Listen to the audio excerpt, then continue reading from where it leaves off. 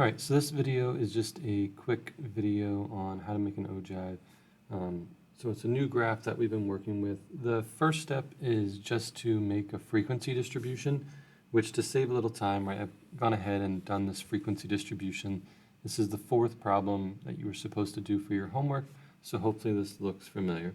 So we have, in this one, the triglyceride levels, right, of 28 patients. I went through and I found the max and the min. The max was 462, the min was 138.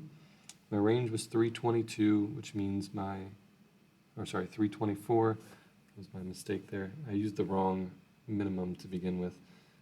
So this should be minus 138, which ends up being 324.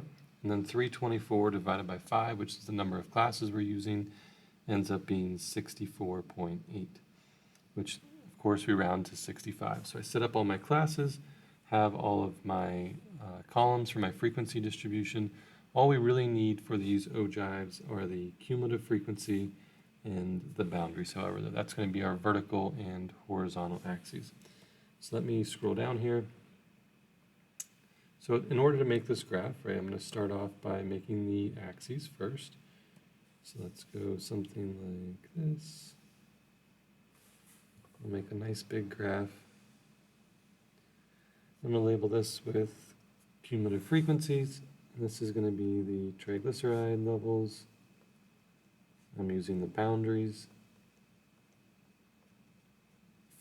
And we'll label it, put a title on it, triglyceride levels, ogive. Just something basic so we know what it is.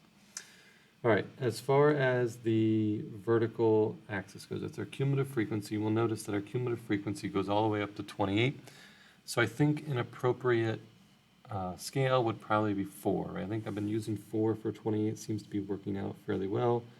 Enough to get the spread out the data, but not enough that I have to do a lot of points. So we'll just go 4, 8, 12, 16, 20, 24, up to 28, because that's the max for my cumulative frequency.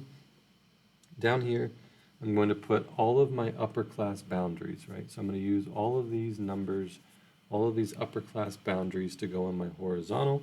So I'll use 202.5, 267.5, 332.5, 397, 397.5, and 462.5. Then I just got to plot the points. I plot the points based off of the cumulative frequency. So after this first class at the 202.5, my cumulative frequency looks like it's 13. So here I'll go up to 13. At 267.5, it goes up to 20. Remember, one of these ogives can never go down. Either it can maintain or it will increase. It will never go down because cumulative frequency is that running total as we go. So then we go up to 24, up to 25, and then for the last one, we're all the way up to 28. Right, I connect these with line segments, a line graph, and keep in mind that this value will always be your n, right? If I take this over here, that's always going to be my n value, which in this case is 28, just like it was up here. And then our very last step says we're going to start all of these at a height of 0. So we're actually going to go back to our boundaries.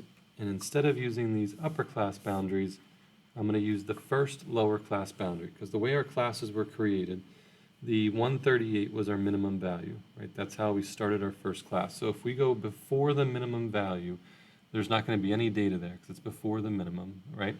So then we say if I come over here and I put 137.5, that has to have a height of 0 because before the first class starts there is no data.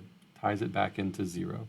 And we'll do that for all of our graphs. So for the ogives, we're going to use this first lower class boundary and then all of the upper class boundaries on the horizontal, the cumulative frequency on the vertical, and make sure you put your labels on, you title it, and pick an appropriate scale, right? Like if you're going to 28, you don't want to go by 1, right? Because you don't really want to have to count out 28 spaces, but you also don't want to go by 14 or 15 or something big where everything's kind of crammed together and hard to tell. So make sure you try to pick an appropriate scale, and that's an ogive.